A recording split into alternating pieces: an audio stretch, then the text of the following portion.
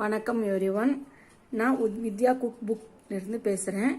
நான் உங்கள் வித்யா கோபால் பேசுகிறேன். நம்ம இப்போ பண்ண போகிறது மைசூர் பாக். 2 கப்பு சர்க்கரை எடுத்துருக்கேன். இதில் வந்து 1.5 கப்பு பக்கத்தில் நெய், 1/2 கப்பு எண்ணெய் விட்டுருக்கேன், ரீஃபைண்ட் ஆயில். இதில் வந்து 1 கப்பு கடலை மாவு எடுத்திருக்கேன். நம்ம இப்போ வாங்க குக் பண்ண போகலாம். ஃபர்ஸ்ட் நம்ம கடாயை ஆன் பண்ணிக்கிறேன். இதை வந்து கொஞ்சம் ஸ்லைட்லி நம்ம வறுத்துக்கலாம். ஏன்னா வறுத்தாதான் வந்துட்டு ட்ரெடிஷ்னல் மைசூர் பாக்கெலாம் நல்லா வரும். ஏன்னா நம்ம பண்ண போகிறது மைசூர் பாக் இல்லை, பாக்கு. இது பாகுக்கும் பாக்கு என்ன வித்தியாசம்னா, கீ போட்டு நிறையா பண்ணுறது சாஃப்டாக இருக்கும், இது கொஞ்சம் மொறுன்னு இருக்கும். ஸோ நம்ம அதனால இதை ஸ்லைட்லி நம்ம வறுத்துக்கணும்.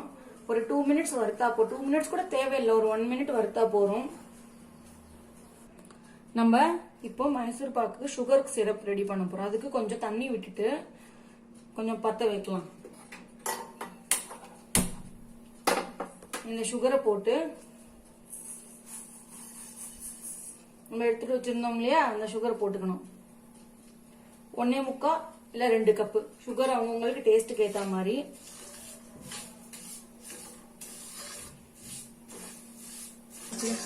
இங்க பாருங்க, இப்ப கரைஞ்சி வந்துட்டு இருக்கு பார்த்தீங்களா. இது கொஞ்சம் நல்லா குக் ஆகணும். சைட் பை நம்ம என்ன பண்ண போறோம், இந்த கீயை பக்கத்துல வந்து ஹீட் பண்ணிக்க போறோம். நம்ம கொஞ்சம் லேசா ஹீட் பண்ணிக்க போறோம். இந்த கீ மெல்ட் ஆகி வந்துடணும், அவ்வளவுதான். ஸோ ரொம்ப கரியக்கூடாது. சிம்ல வச்சு அந்த மெல்ட் ஆகணும். எனக்கு பாகுக்கு விடணும் இல்லையா கடைசியில், அதனால கீயும் எண்ணெயும் சேர்த்து வச்சிருக்கோம். இந்த பாத்தீங்களா, கீ இந்த மாதிரி நல்லா ஹீட் ஆகி இருக்கணும். இதை நம்ம பாகு முடிச்சோன்னா கொட்டுறதுக்கு இந்த மாதிரி ஹீட்டாக இருக்கணும். இப்போ பார்த்தீங்களா, இந்த சக்கரை நல்லா உருகி இருக்கு. இப்போ பாருங்க, கையில் வந்து நல்லா ஒட்டணும். இதெல்லாம் ஒட்டுது பார்த்தீங்களா, இப்படி ஒட்டணும். இந்த பாருங்க, திருப்பி இன்னொரு தடவை காட்டுறேன். இப்படி ஒட்டணும் பார்த்தீங்களா. இன்னொரு தடவை காட்டட்டுமா?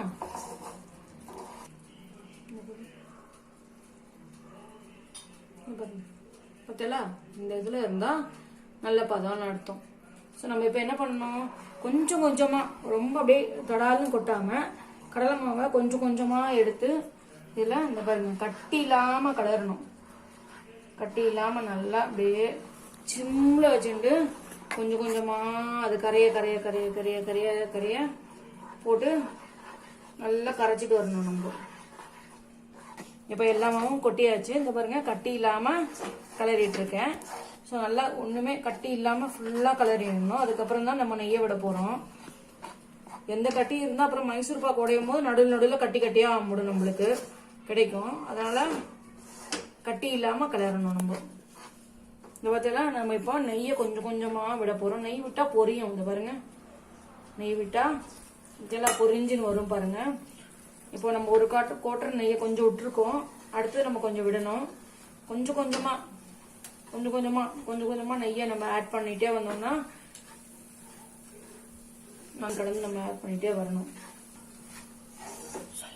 இது பார்த்தா இப்படி நல்லா கலரிண்டு வரணும். நெய் கொஞ்சம் கொஞ்சமா, அந்த பாருங்க, கொஞ்சம் கொஞ்சமா விட்டுட்டு வந்து அப்பதான் வந்துட்டு எல்லாம் ஒண்ணு கூட கொட்டிக்கும்.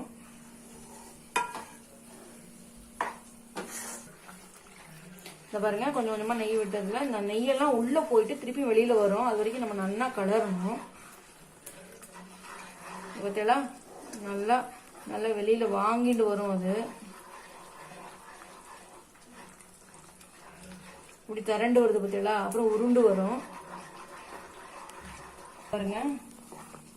இப்படி நல்லா உருண்டு வரணும். பார்த்தீங்களா, நம்ம விட்ட நெய்லாம் கொஞ்சம் கொஞ்சமா இதாகிட்டு வருது. நல்லா உருண்டது. இன்னொரு 2 மினிட்ஸ் நல்லா அப்படி கலரினா பொரியும். அந்த மாதிரி பொரியுது பாருங்க. அந்த மாதிரி பொரிஞ்சு வந்தா மைசூர் பாக் ரெடி ஆயிடும். பார்த்தீங்களா, அவ்வளவுதான். இதெல்லாம் பொரிஞ்சு வருது. இது நான்ஸ்டிக்னால நம்மளுக்கு ஒட்டாம நெய்யெல்லாம் இருக்கிறது இதாகிட்டு வந்துட்டு இருக்கு. உங்ககிட்ட கடாய் இருந்ததுன்னா அதுலயும் பண்ணலாம், ஒன்றும் பிரச்சனை இல்லை. அதுல இன்னும் நல்லா வரும்.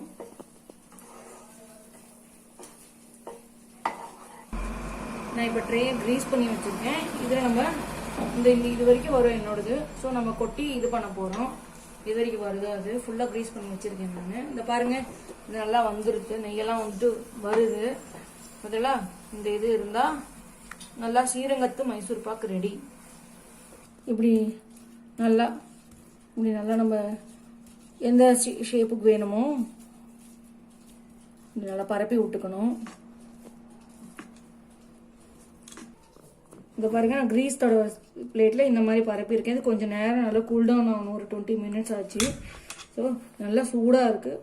ஸோ நம்ம இது நல்லா சில்லு ஆறினோடனே இதை நம்ம கட் பண்ணி இதை எடுத்துக்கலாம். எனக்கு ஃபுல்லாக வரல, அதனால நான் இது வரைக்கும் இது பண்ணியிருக்கேன். எங்களுக்கு இவ்வளோ திக்னஸ் போதும். உங்களுக்கு இன்னும் திக் வேணும்னா நல்லா சின்ன பாத்திரமாக எடுத்து நீங்கள் அதை க்ரீஸ் பண்ணி இது பண்ணிக்கலாம். இந்த பாருங்க, உங்களுக்கு பிடிச்ச மாதிரி ஸ்லைஸ் போட்டு நம்ம எடுத்து வச்சுக்கலாம். இதெல்லாம்